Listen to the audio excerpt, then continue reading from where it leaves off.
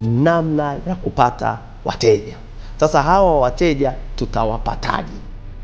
Kwa hiyo hapa kwenye kupata wateja ni lazima utulipe ili tuweze kukueleza namna gani utapata wateja. Kwa hiyo elimu ya kupata wateja au maelekezo ya namna ya kupata wateja, haya tutakupa kama utanunua package yetu yoyote kati ya package 3 ambazo tunazitoa. Kwa hiyo pia tutakuwa na promotion kwa wateja 15 wa mwanzo, lakini baada ya wateja 15 wa mwanzo promotion yetu inaishia hapo na gharama zitakuwa ni za kawaida.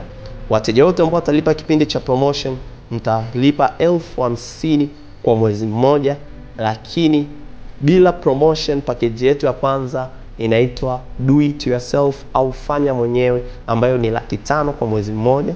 Package yetu ya pili inaitwa assisted, unafanya wakati tunakusaidia, ambayo itakuwa ni 500,000, na package yetu ya tatu inaitwa completely assisted au DFU, tuna do it for you, tunakusaidia wewe kufanya, ambayo ni 15,000,000.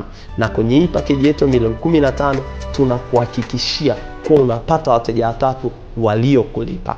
Kwa hiyo kwenye hii package yetu ya tatu tunakuhakikishia wateja watatu waliokulipa. Kwa hiyo ni lazima upate na faida.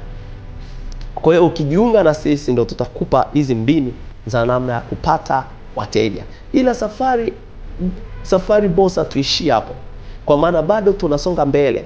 Tutaendelea kukupa mafunzo au maelekezo namna gani ya kuhudumia hao wateja, namna gani ya kuwajibu, namna gani ya kutoa hizi huduma.